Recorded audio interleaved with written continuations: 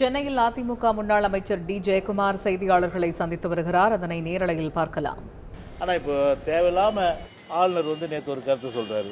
இந்த கருத்து தேவையா? கால்டு வெள்ளம் ஜிவி போப்போம் அவரை பற்றி ஆராய்ச்சி செய்ய வேண்டிய அவசியம் இப்போ என்ன இருக்குது? கால்டு வெள்ளம் ஜிவி போப்போம் பார்த்தா தமிழுக்கு அவ்வளோ தொண்டாட்டு இருக்காங்க. கிட்டத்தட்ட பார்த்தீங்கன்னா திராவிட மொழிகளின் ஒப்பிலக்கணம் அந்த கம்பேரிட்டிவ் கிராமட்டிக் லாங்குவேஜ் அவங்க தான் கொண்டு வந்தது. அவங்க அந்த மாதிரி ஒரு சிறப்பான அவர் படிக்கலை அப்படி சொல்லிட்டு அப்போது நேற்று நடந்த அந்த ஆர்ப்பாட்டத்தை ஒரு திசை திருப்புற வேலை இது. அப்போ யாருக்கு ஆளுநர் பி டீமாக ஒர்க் பண்ணுறாரு? அப்போ ஸ்லீப்பர் செல்லாக டிஎம்கேக்கு தான் ஸ்லீப்பர் செல்லாக இருக்கார் போல இருக்குது. அதனால் எங்களை பொறுத்தவரை பார்த்தீங்கன்னா ஆளுநர் வேலையை பார்க்கணும், புரியுதுங்களா? அதை விட்டுட்டு பார்த்தீங்கன்னா நேற்று அந்த போராட்டம் ஸ்டாலின் இவங்களுக்குள்ளே என்ன ரகசிய ஒப்பந்தம்னு தெரில. பிஜேபிக்கும் டிஎம்கேக்கும் அதே போல் ஆளுநருக்கும் டிஎம்கேக்கும் என்ன ரகசிய ஒப்பந்தம் தெரில. ஏதாவது இந்த மாதிரி ஒரு பெரிய மக்கள் பிரச்சனைகளை ஹைலைட் பண்ணும்போது இந்த மாதிரி பிரச்சனைகளை கொண்டு வருது என்பது நிச்சயமாக மக்கள் சந்தேகப்படக்கூடிய ஒரு சூழ்நிலை தான் நான் இங்கே வெளிப்படுத்துகிறேன். நான் அது அப்புறம் வேறு என்ன கொஸ்டின் உங்களுக்கு?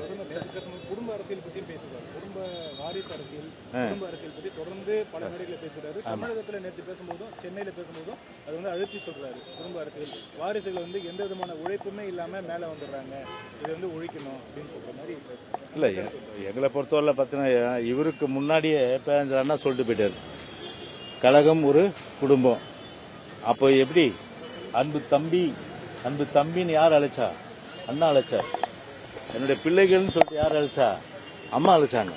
அது மாதிரி உண்மையிலேயே பார்த்தீங்கன்னா அனைத்து இந்திய அண்ணா திராவிட முன்னேற்ற கழகம் மட்டும்தான் கழகம் ஒரு குடும்பமாக பாவிச்சு இவங்கெல்லாம் யார் எல்லாமே நீங்கள் எல்லாம் என்ன அண்ணன்றாங்கண்ணே கூட பிறந்தவங்க. ஆனால் அதை தாண்டி ஒரு பாசம், ஒரு அன்பு, அதுதான் எங்களுடைய இயக்கம் ஏற்படுத்தியது.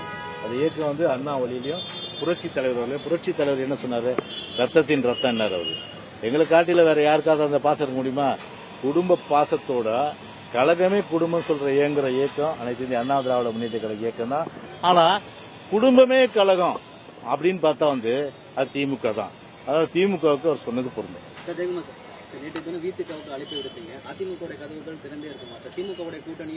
இல்ல, நான் அதை தப்பா போட்டுறீங்க நீங்க. நான் என்ன சொல்றேன்னா, நாங்க மிகப்பெரிய இயக்கம். நாங்க யாருக்கும் பார்த்தீங்கன்னா அழைப்பு கொடுக்க வேண்டிய அவசியம் கிடையாது எங்களுக்கு, புரியுதுங்களா? நான் நேற்றே பேட்டியில் சொன்னேன், எங்களுக்குன்னு தனித்தன்மை இருக்கு, அடையாளம் இருக்கு. ஏற்கனவே தனியா நின்று பல தேர்தலில் வெற்றி பெற்றிருக்கோம். உதாரணம் சொன்னோம்னா 2014 எல்லாம் யாரோட கூட்டணி தான்? யாரோட கூட்டணியில் 31 வருஷம் ஆண்டது கட்சி. தலைவர் தனியா நின்னாரு.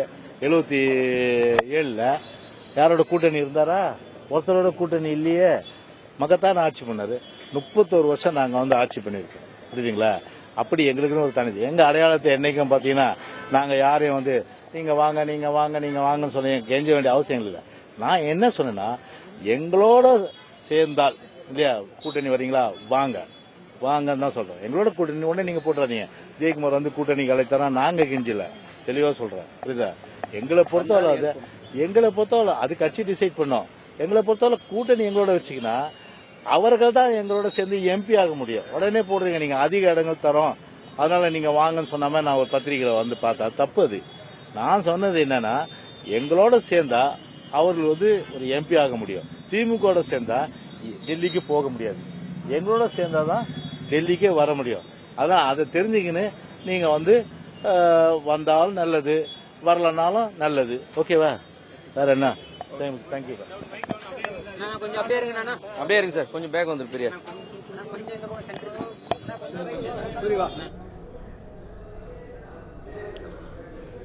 ஜியு போப் பற்றி ஆளுநர் தேவையற்ற கருத்தை கூறியிருக்கிறார் என்று தெரிவித்த முன்னாள் அமைச்சர் திரு டி ஜெயக்குமார், அதிமுகவின் போராட்டத்தை திசை திருப்பவே ஆளுநர் அவ்வாறு பேசியிருப்பதாக செய்தியாளர்கள் எழுப்பிய கேள்விக்கு பதிலளிக்கையில் கூறினார்.